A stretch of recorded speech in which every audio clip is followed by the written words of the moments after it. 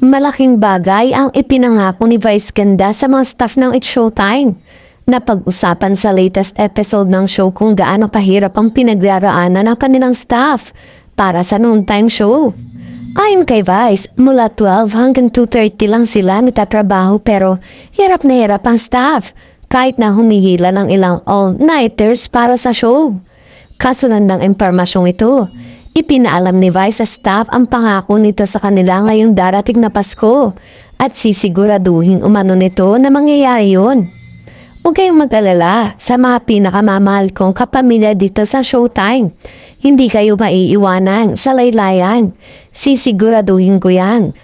Nangako si Vice Ganda sa It's Showtime staff na makakatanggap sila ng bonus mula sa kanya sa darating na pagdiriwang ng Pasko.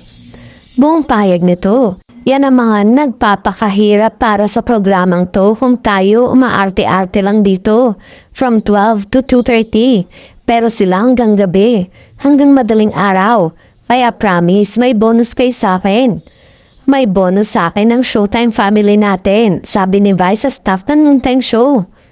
Naging palaisipan naman sa ilang madlang people ang mga naging payag ni Vice Ganda na tila may kinalaman sa magiging resulta ng negosasyon ngayon ng kontrata ng It's Showtime sa GMA Network.